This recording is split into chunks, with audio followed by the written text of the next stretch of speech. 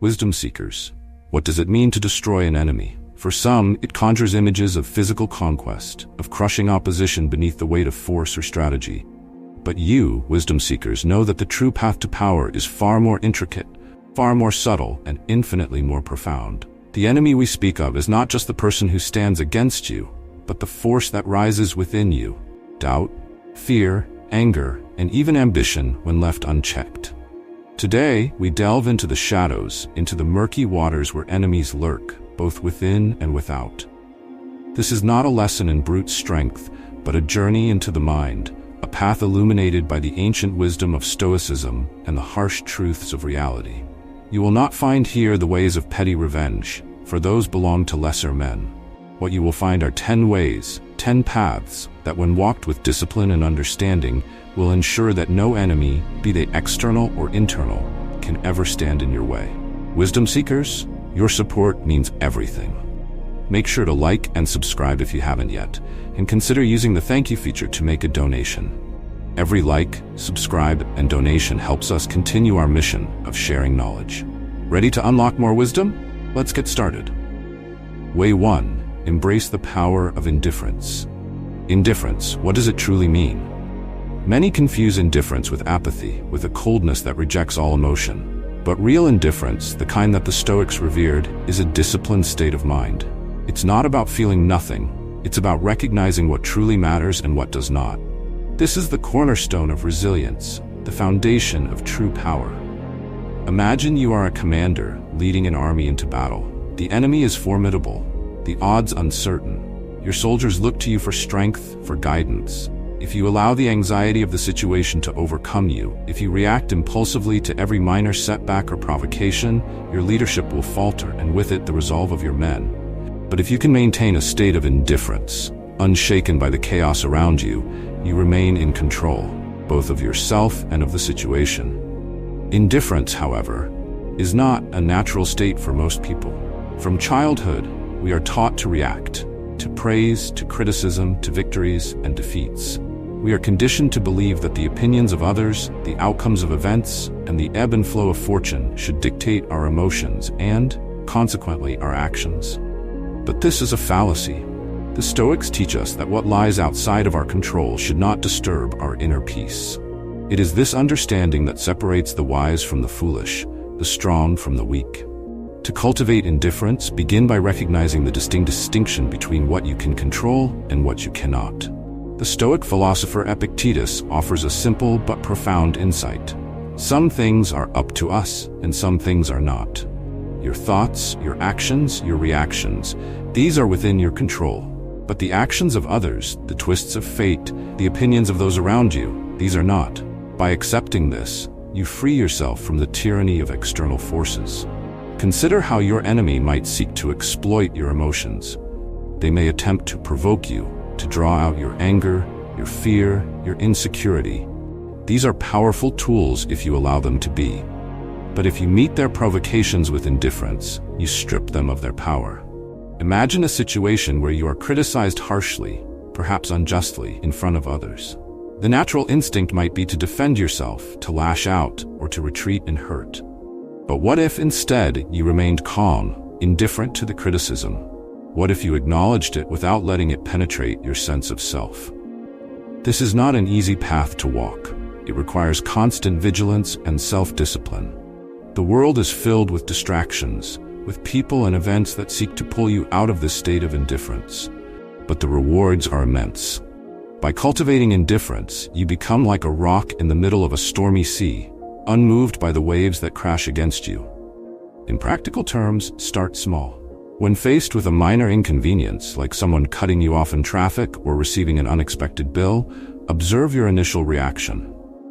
Do you feel anger or frustration rising? Instead of reacting, take a breath and remind yourself that this event is outside your control. It does not deserve your emotional energy. Over time, as you practice this with small things, you will find that the same approach can be applied to much larger challenges. Indifference does not mean you do not care. It means that you choose where to direct your emotional energy. You reserve it for those things that truly matter, your principles, your loved ones, your purpose in life. And by doing so, You ensure that your enemy cannot manipulate you through your emotions.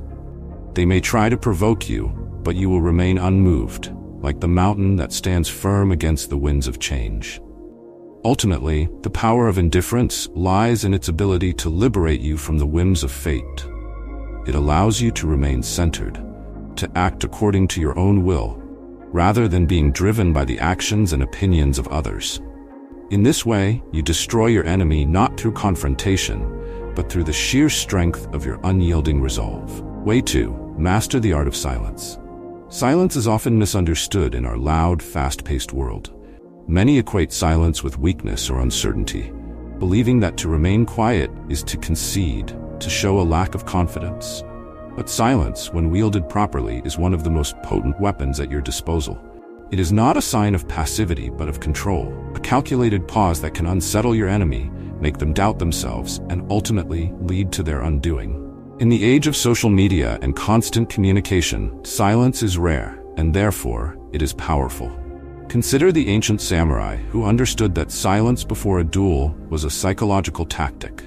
By refusing to engage in banter or threats, they forced their opponents to grapple with their own fears and insecurities. The silence became a mirror, reflecting back the opponent's doubts and amplifying them. When you choose silence, you take control of the narrative.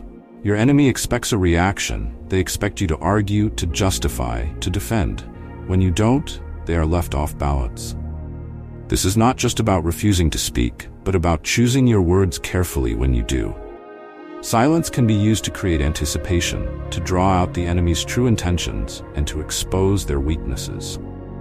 Let's say you're in a heated negotiation, and the other party makes a demand that you find unreasonable. The natural response might be to immediately counter their demand with your own argument, to push back. But what if instead you paused? You let the silence hang in the air, a tangible presence that fills the room. The other party, expecting a quick response, is now left to wonder what you are thinking. In the absence of your reaction, they begin to question their own position. Have they overstepped? Are they at a disadvantage? The silence creates doubt, and in that doubt, you gain power. But silence is not just a tool for external situations. It is also a way to strengthen your inner resolve. The Stoics believed in the power of solitude, in taking time to retreat from the noise of the world to listen to one's own thoughts. In silence, you can hear the voice of your true self, the one unclouded by the opinions and judgments of others. This is where true strength is cultivated. However, mastering the art of silence is not easy. It requires patience and a deep understanding of timing. There are moments when speaking is necessary, when your voice must be heard to assert your position, but knowing when to be silent is equally important. Silence can be disarming in a confrontation. It can make your enemy feel vulnerable, exposed, and uncertain. It can also be a shield, protecting you from saying something in the heat of the moment that you might later regret. Consider how silence can be used in everyday situations. If someone insults you or tries to provoke you, the instinctive reaction is to respond in kind. But what if you simply smiled and said nothing? The power of their words diminishes when you do not acknowledge them. They become like arrows shot at a ghost, passing through without leaving a mark. In your personal relationships, silence can also be a way to avoid unnecessary conflicts. Not every argument needs to be won with words. Sometimes, by choosing not to engage, you maintain your peace and prevent the situation from escalating. This does not mean you avoid confrontation when it is necessary, but that you choose your battles wisely, knowing that silence can often say more than words. Silence is also a way to listen more deeply. In any interaction, there is what is said and there is what is left unsaid. By remaining silent, you can tune into the underlying emotions, the hidden motives, and the true intentions of others. This gives you an advantage, as you gain a fuller understanding of the situation, while your enemy is still focused on the surface level of the conversation. But silence is not just a tactic. It is also a way of being. It is about cultivating an inner stillness that allows you to remain calm and composed, even in the midst of chaos. The Stoics believed in the power of this inner silence, a state of mind where external events do not disturb the tranquility within. By practicing silence, both externally and internally, you build a fortress of calm that your enemies cannot penetrate. In the end, silence is not just about withholding words, but about controlling the flow of the conversation, the dynamic of the interaction, and the state of your own mind. By mastering silence, you gain the upper hand in any situation, forcing your enemies to reveal their weaknesses while you remain composed and unreadable.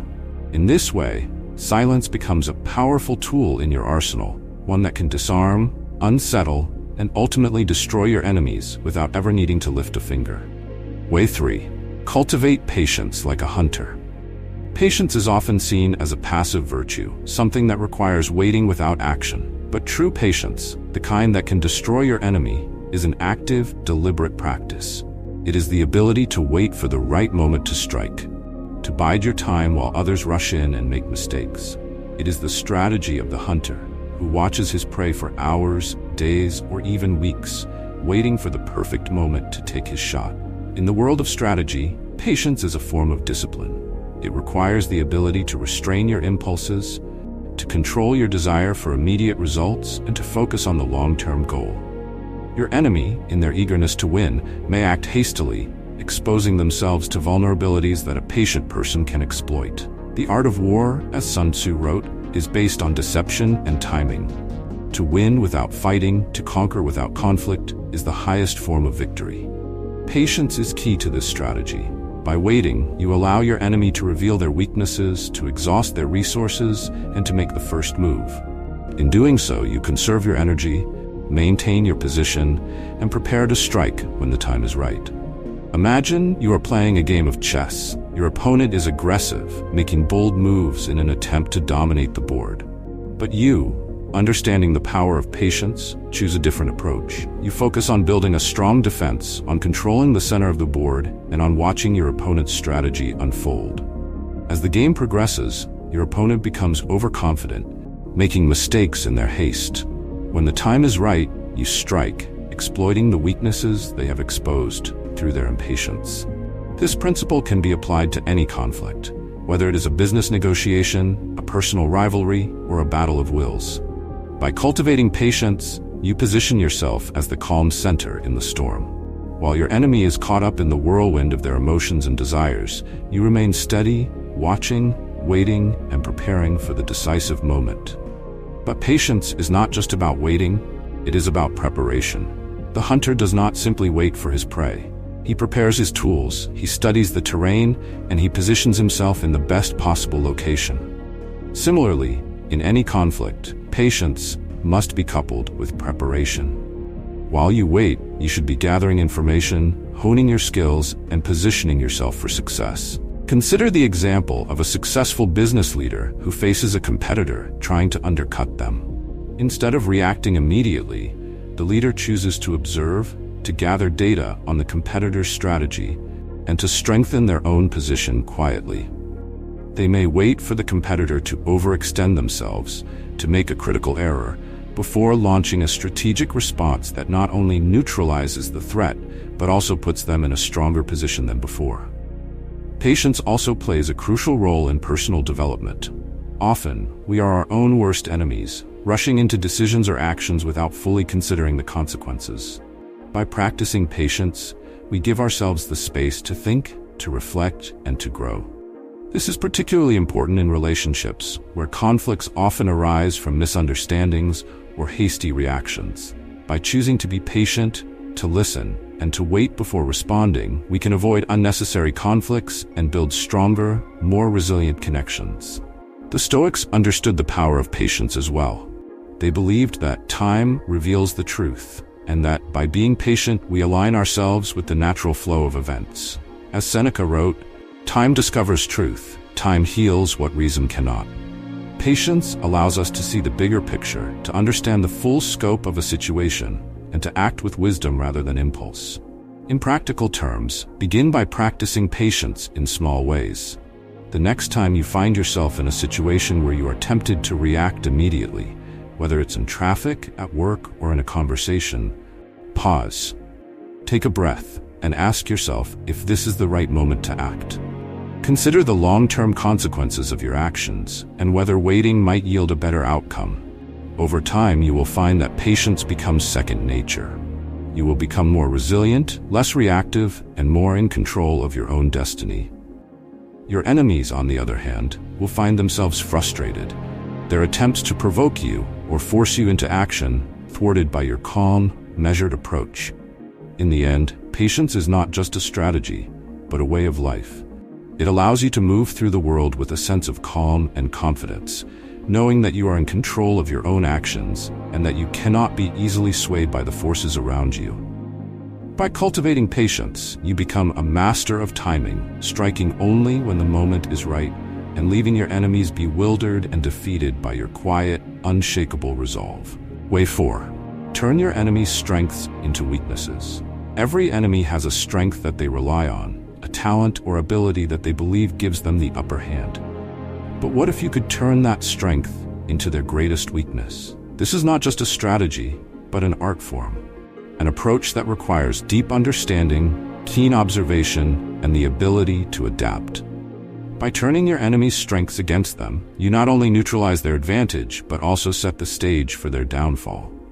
Consider the principle of judo, a martial art that teaches using an opponent's force against them. Instead of meeting strength with strength, judo practitioners redirect their opponent's energy, turning it into a tool for their own victory. The same principle can be applied to any form of conflict.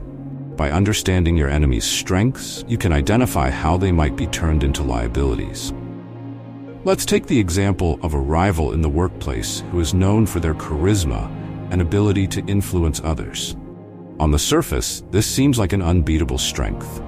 However, by closely observing how they use their charisma, you might notice that it often leads them to take on too much, to overcommit, or to make promises they cannot keep. Their reliance on their charm becomes a weakness when they are stretched too thin or when they cannot deliver on their assurances. Your task is to create situations where their strength becomes a burden. Encourage them to take on more responsibilities, knowing that they will eventually falter under the weight of their own overconfidence. When they do, their reputation is tarnished and their influence diminishes. What was once their greatest asset has now become their Achilles heel. This approach requires you to think like a strategist. You must be willing to put aside your own ego and focus on the long game. Instead of confronting your enemy directly, you subtly maneuver them into situations where their strengths become weaknesses. This could involve creating circumstances where their overconfidence leads to mistakes, or where their reliance on a particular skill blinds them to other important aspects of the situation. Sun Tzu, the ancient Chinese military strategist, wrote extensively about the importance of understanding one's enemy. Know your enemy and know yourself, he advised, and you can fight 100 battles without disaster. By thoroughly understanding your enemy's strengths, you can predict how they will act and plan accordingly. You can set traps that they will walk into willingly, thinking that they are in control, only to find that their own strengths have led them into a trap. Another example could be a political rival who is known for their eloquence and ability to sway public opinion. While this is undoubtedly a powerful tool, it can also become a weakness if overused. By constantly putting themselves in the spotlight, they risk overexposure. The public, once enamored by their speeches, may begin to grow weary of their constant presence, leading to a loss of support. By subtly encouraging this overexposure, you can turn their strength into a liability, eroding their influence over time. This strategy also applies in more personal conflicts.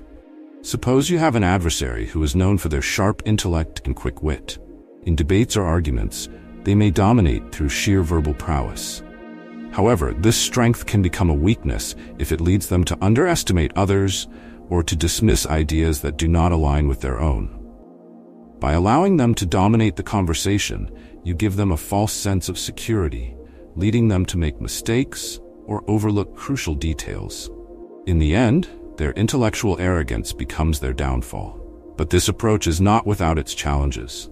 To turn an enemy's strength into a weakness, you must be patient, observant, and adaptable. You must be willing to engage in subtlety and subterfuge, to work behind the scenes rather than seeking immediate victory. This requires a deep understanding of human nature, of the ways in which strengths and weaknesses are often two sides of the same coin. The ancient philosopher Heraclitus once said, "Character is destiny." By understanding your enemy's character, you can predict their destiny. Their strengths, which they believe define them, can become the very thing that leads to their defeat if you play your cards right. This is not about deception, but about using your enemy's own traits against them, guiding them toward their own undoing. In practical terms, begin by identifying your enemy's key strengths. Ask yourself, how do they use these strengths?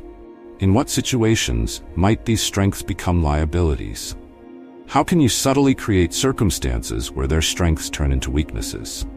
This might involve encouraging them to overextend themselves, to take risks that they would not normally take, or to rely too heavily on a single strategy. The beauty of this approach is that it requires minimal direct confrontation. By allowing your enemy to defeat themselves, you conserve your own resources and maintain your position of strength. Your enemy, blinded by their own confidence, will not see the trap until it is too late. And when they fall, they will do so by their own hand, leaving you in control. In the end, turning your enemy's strengths into weaknesses is a strategy of subtlety and patience. It requires a deep understanding of human nature, a willingness to observe and adapt, and the ability to think several steps ahead. But when executed properly, it is a devastatingly effective way to destroy your enemy without ever needing to engage in open conflict. It is the path of the true strategist, the one who understands that sometimes the best way to win is to let your enemy defeat themselves. Way 5. Disarm with kindness. In a world where hostility is often met with hostility, kindness can be a revolutionary act. It is a strategy that disarms your enemy, confuses them, and ultimately renders their aggression ineffective. This is not about being submissive or weak. Rather, it is about using kindness as a tactical tool, a way to subvert your enemy's expectations and turn the tide in your favor. Consider the story of a king who faced a rebellion within his kingdom. Instead of responding with force, the king invited the leaders of the rebellion to a grand feast. Surprised and suspicious, the rebels attended, expecting a trap. But instead, they were met with genuine hospitality, kindness, and understanding. The king listened to their grievances, acknowledged their concerns, and offered solutions. The rebels, expecting a fight, were instead disarmed by the king's kindness. They left the feast no longer as enemies, but as allies. This story illustrates the power of kindness in conflict. When your enemy expects hostility, they are prepared for it. They have their defenses up, their weapons ready. But when you respond with kindness, you catch them off guard. They do not know how to react because it goes against their expectations. This confusion creates an opportunity for you to reshape the dynamics of the conflict. Kindness in this context is not about being a doormat. It is about taking control of the situation by choosing how you respond. Your enemy expects you to retaliate, to mirror their aggression. But when you choose kindness, you take away their power. They can no longer control the narrative because you have shifted it in a direction they did not anticipate. Imagine a scenario where a colleague at work is openly hostile toward you, spreading rumors or undermining your efforts. The instinctive response might be to fight back, to confront them, or to retaliate in kind. But what if instead you chose to be kind? You offer to help them with a project. You compliment them on their work. You show empathy toward their struggles. Over time, this kindness can break down their hostility. They begin to see you not as an enemy, but as a potential ally. Their aggression loses its edge because it is no longer being fed by your reactions. The Stoics believed in the power of kindness as a way to maintain one's own integrity and to rise above the pettiness of others. Marcus Aurelius, the Roman emperor and Stoic philosopher, often wrote about the importance of treating others with kindness and understanding, even when they do not deserve it. He understood that kindness is not just about the other person. It is also about preserving your own sense of self, your own values. By choosing kindness, you refuse to be dragged down to your enemy's level. You maintain your dignity, your principles, and your peace of mind. This in itself is a victory, for it shows that you are in control, not your enemy. And in many cases, this control can lead to the enemy's defeat as they find themselves unable to sustain their hostility in the face of your unwavering kindness. However, this strategy requires a deep well of patience and self-discipline. It is not easy to be kind to someone who is actively trying to harm you. It goes against our instincts, which are often driven by pride and the desire for justice or revenge. But by practicing kindness, you not only disarm your enemy, but also strengthen your own character.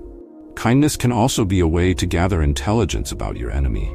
By engaging with them in a positive, non-threatening manner, you may learn more about their motives, their weaknesses, and their fears. This information can be invaluable in crafting your overall strategy. The more you understand your enemy, the better you can anticipate their moves and prepare your response.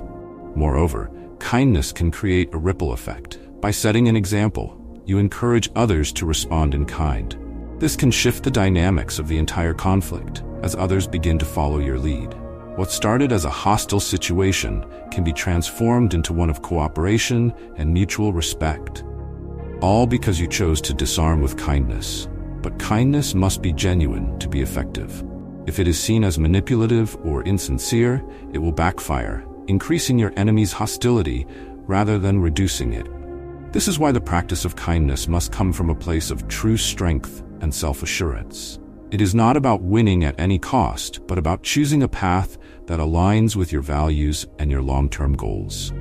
In practical terms, begin by practicing kindness in small ways, especially in situations where it is least expected.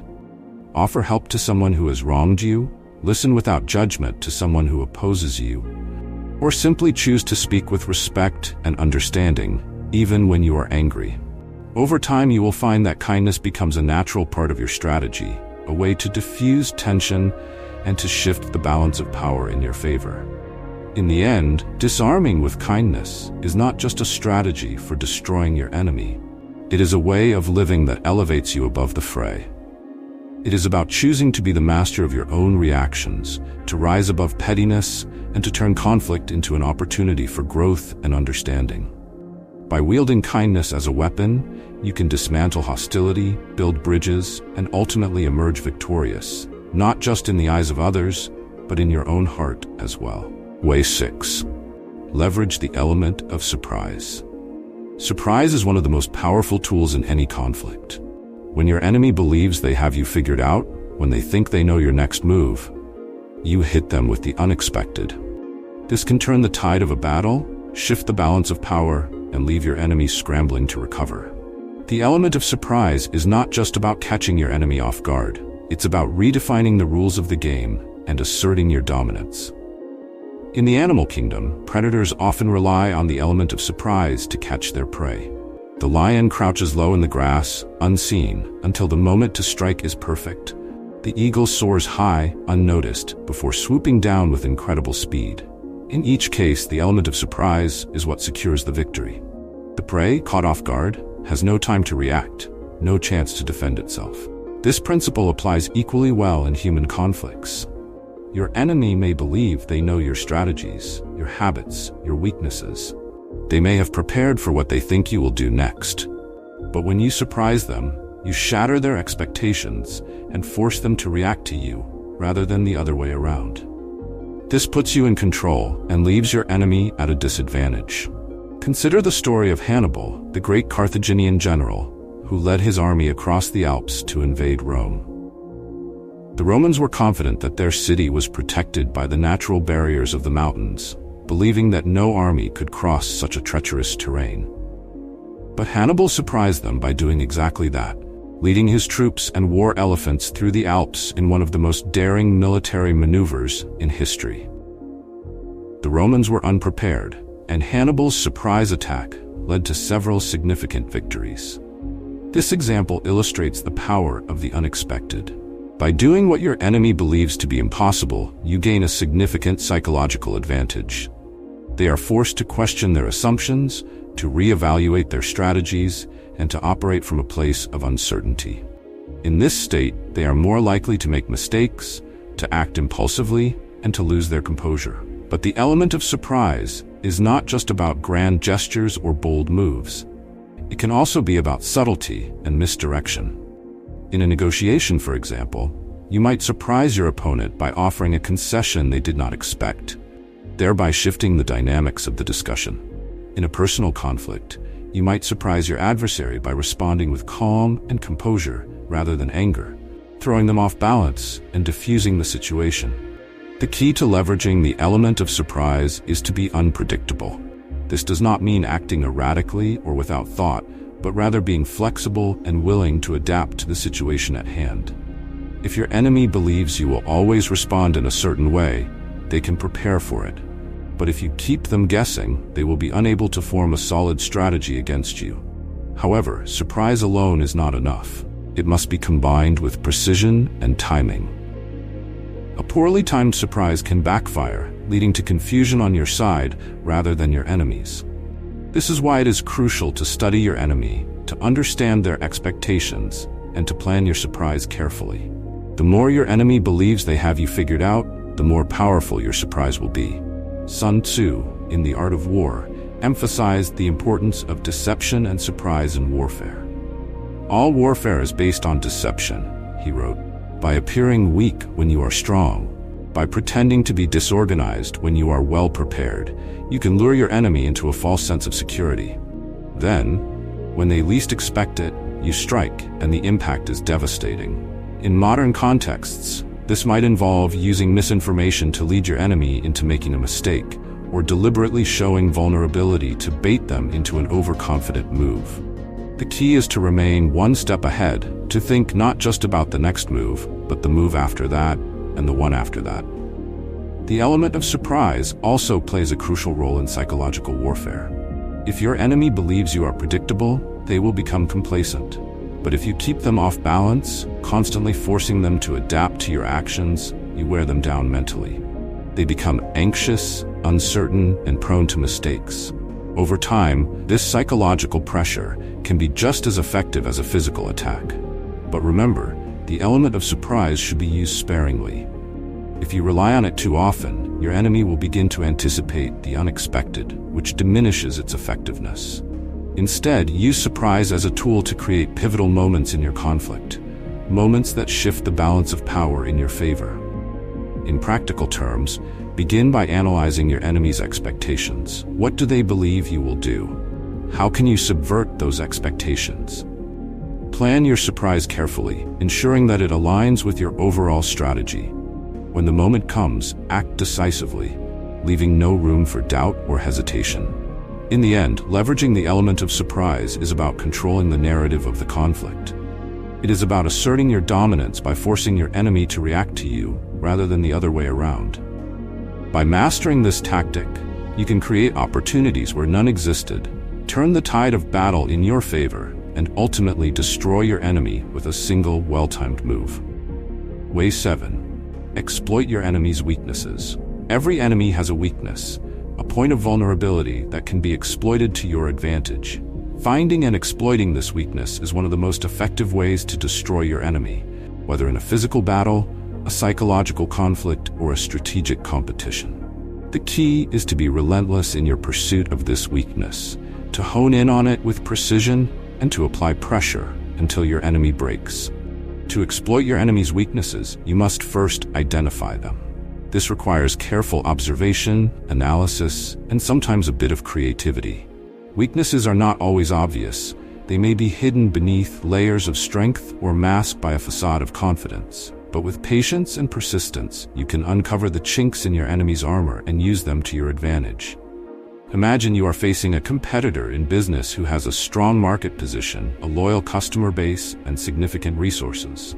On the surface, they seem invincible.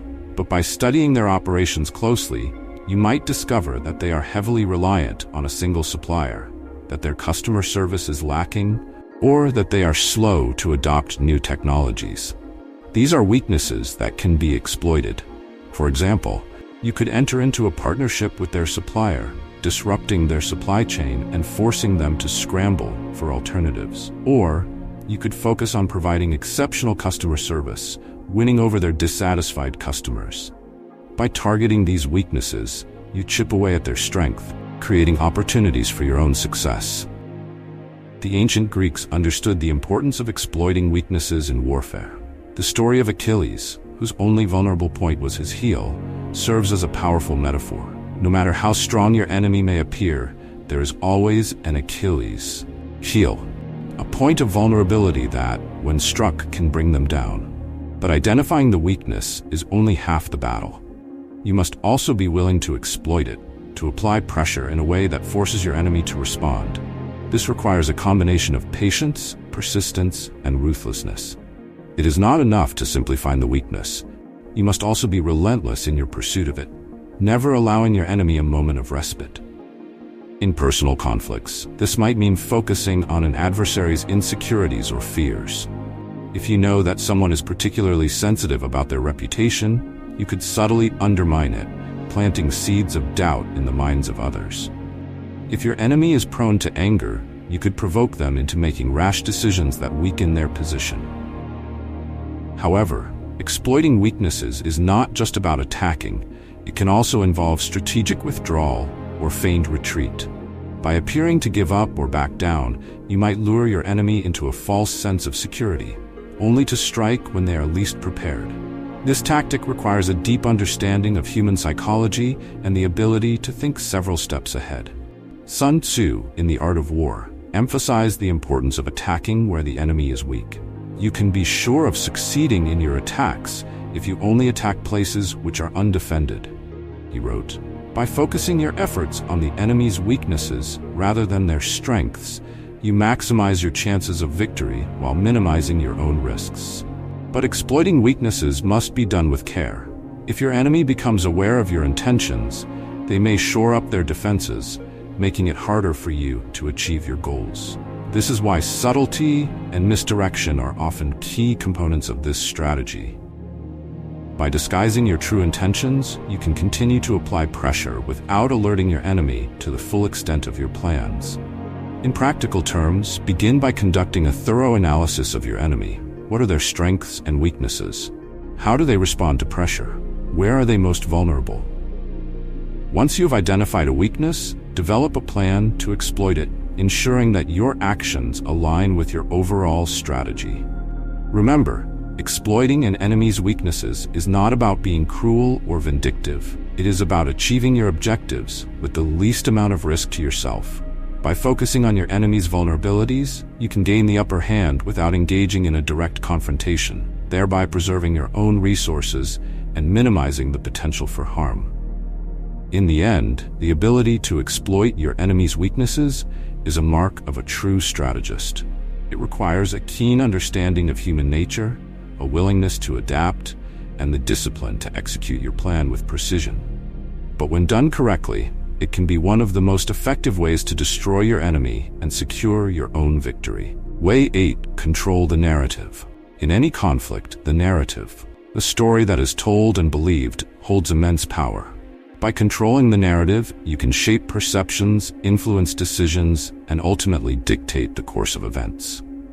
This is not just about winning the argument. It's about winning the hearts and minds of those involved, turning them to your side, and isolating your enemy.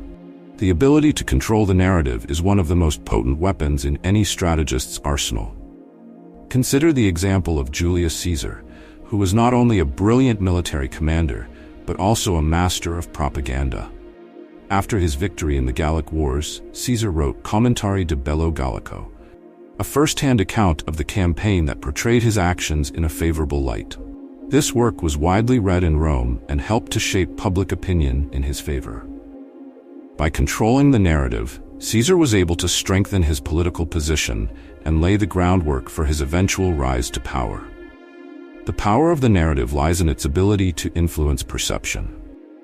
People are often more swayed by the story they believe than by the facts of the situation. By crafting a compelling narrative, you can lead others to see things from your perspective, to align with your goals, and to view your enemy in a negative light.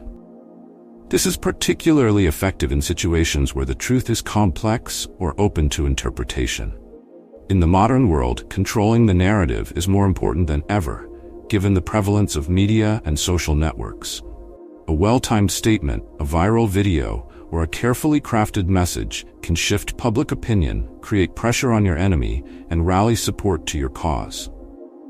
The key is to be proactive, to shape the narrative before your enemy has a chance to do so, and to continually reinforce your version of events.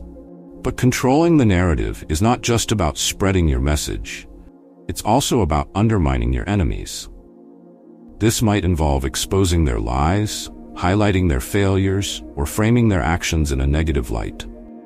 By discrediting your enemy, you weaken their position and make it harder for them to gain support.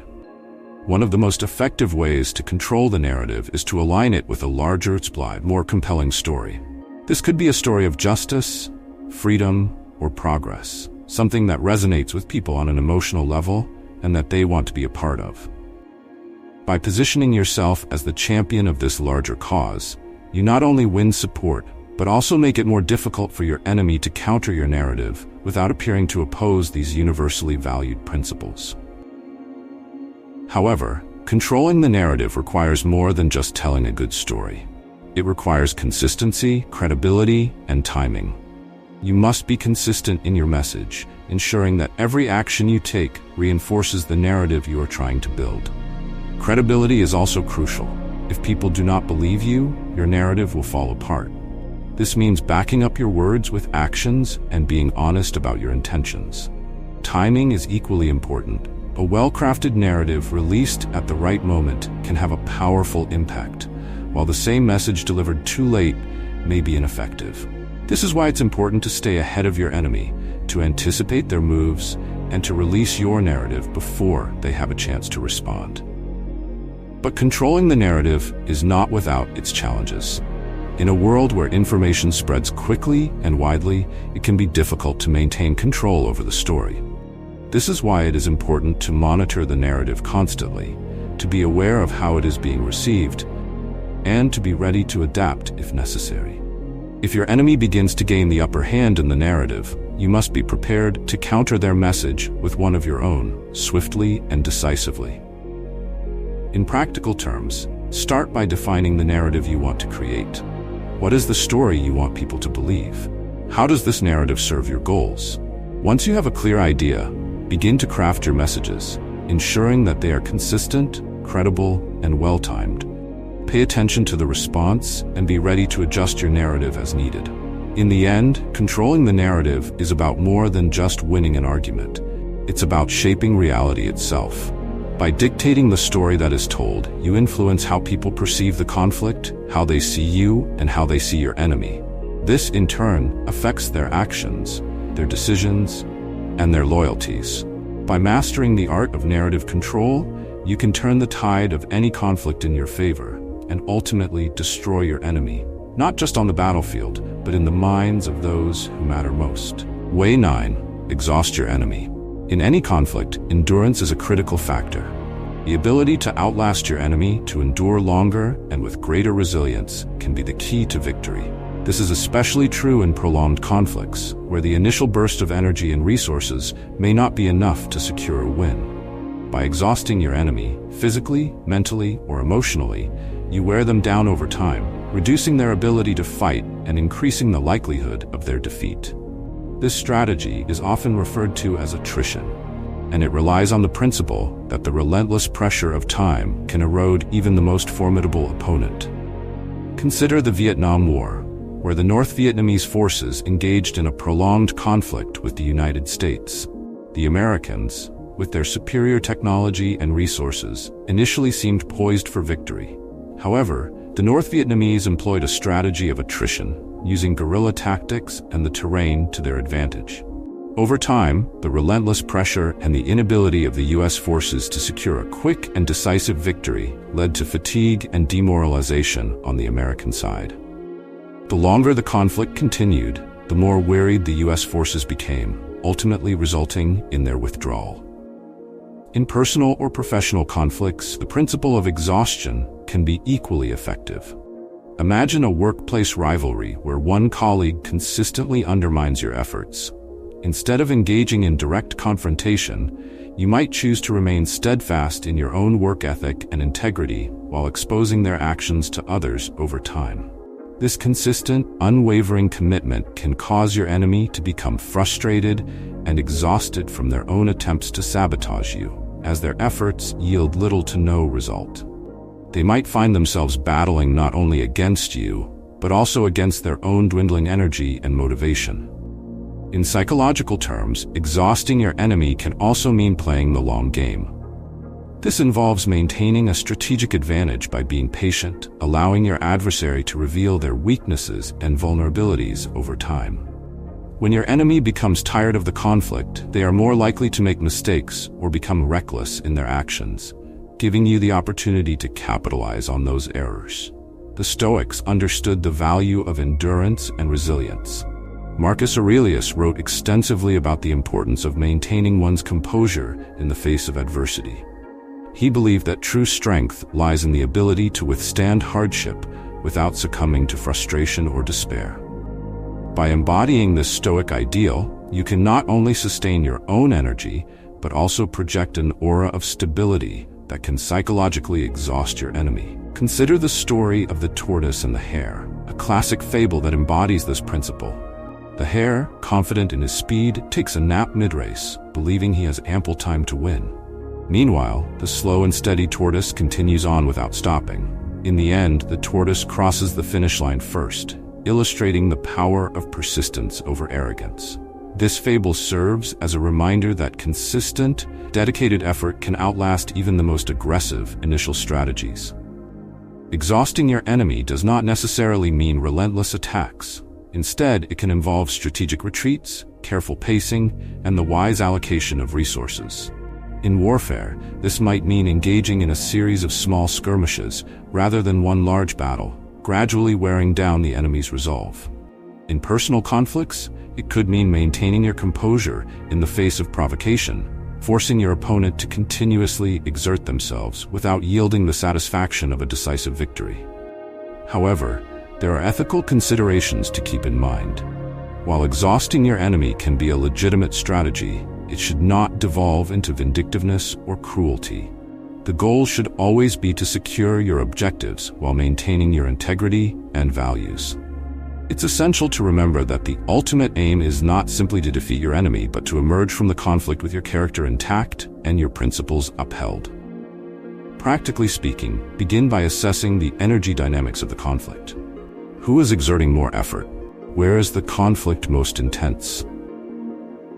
Develop a plan that allows you to remain steady while your enemy is forced to expend energy, whether through provocation, misdirection, or simply maintaining your position in a way that wears them down. In the end, exhausting your enemy is a testament to the power of resilience, strategy, and patience. By understanding the dynamics of endurance, you can turn the tide of conflict, ensuring that you not only survive but ultimately thrive, while your adversary succumbs to the weight of their own fatigue.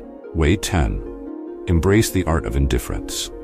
The final way to destroy your enemy is perhaps the most profound. Embrace the art of indifference.